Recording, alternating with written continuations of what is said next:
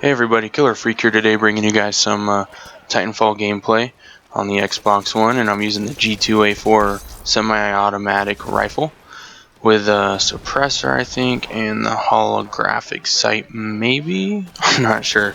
It's been a long time since I played Titanfall when I was making this video, and the reason behind making this video was just talking about why so many people think Titanfall failed, and it was like super hyped before it came out. Everybody thought it was going to be the Call of Duty killer, and it was going to get people to stop playing all the modern shooters that have the most popularity, such as, Call of Duty and Battlefield.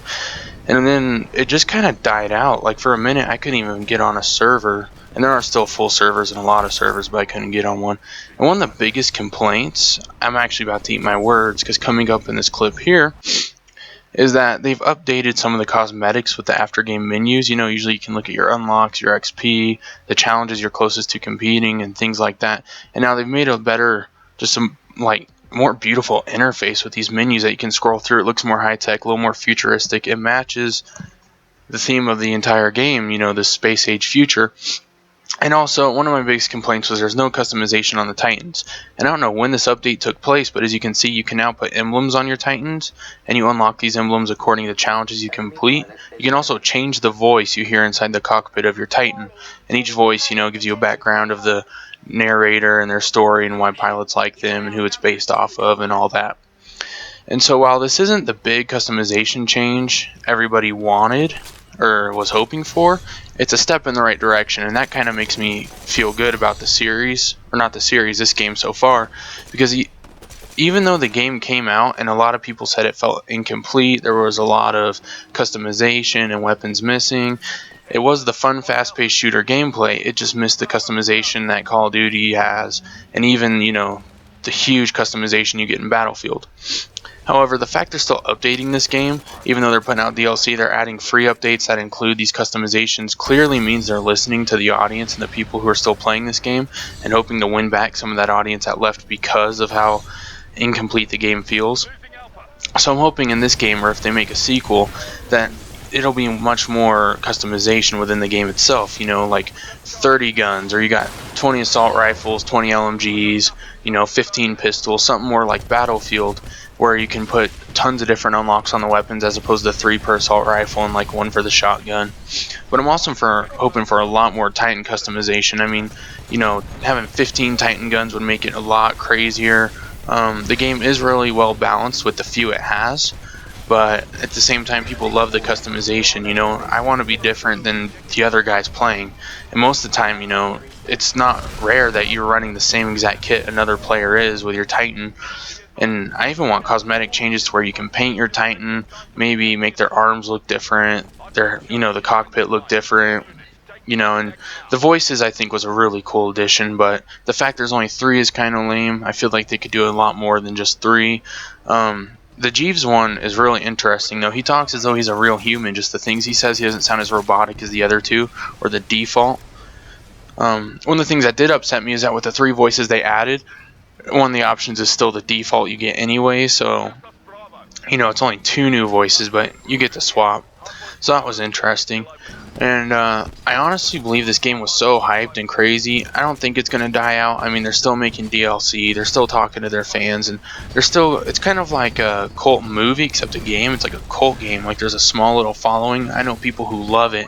And I know some people who are just like done with it. They got bored real quick. They all went back to Call of Duty and Battlefield. And personally, I kind of got burned out. I played through it super quick. I got to the 7th Prestige in like the first few weeks of it being out, and I got burned out on it real quick. That's why it took so long for me to come back and try it out, is because every time I looked at the case, I just got that kind of feeling of car sickness, like I want to play something else. But personally, I think if they make another game, it'll be amazing. They'll add in all the customization. It'll probably have a full-length campaign, since a lot of people were complaining. People never play campaigns in games, but the argument is that now we've shown we'll pay $60 for a game that's probably only, worth $25. It's something an indie developer would make and sell for $25. That's just that like arena multiplayer experience type deal. So hopefully they've learned from these mistakes. This is their first game, separated as their own studio, and I'm talking about Respawn, of course.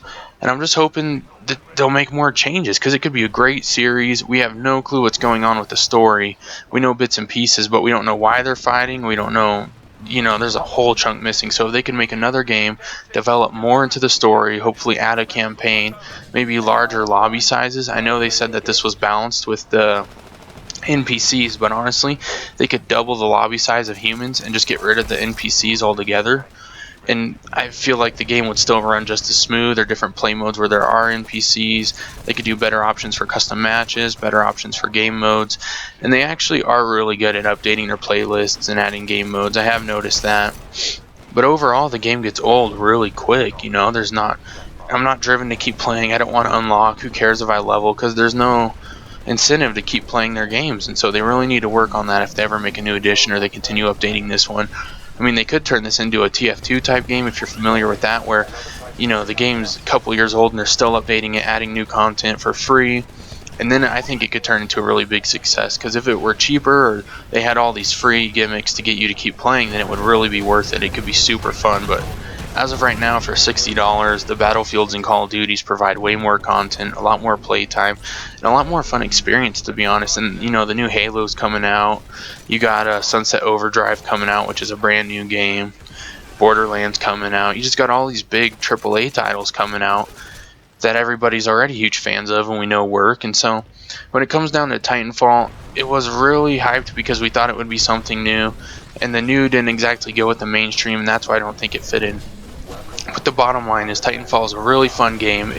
You get tired of it so easily, and it needs a lot more customization. If you could include the better storyline where we actually know why we're fighting and a cause that players can get behind and enjoy and kind of immerse themselves in, and we get that customization, and you know what? The life of the game will last a lot longer. We'll see a lot more full servers, and people won't go flooding back to Call of Duty and Battlefield in a few weeks like they did. With that said, I did have a lot of fun filming this. I forgot how fast-paced the game was, and I was doing terrible at the parkour in the beginning because all the Battlefield I've been playing, the Grand Theft Auto 5 I've been playing, and so going back to the first-person shooter where you're running on walls and jumping up stuff super quick, not really worrying about tactics. In this game, I play more run and gun. I never worry about tactics, but yeah. So that's what I feel about Battlefield, guys, or Titanfall. Excuse me, I've been playing too much Battlefield. So yeah, those are my feelings about Titanfall as this game and where it could go as a franchise. So I hope you guys enjoyed this video. Please leave a like, and I will see you guys next time.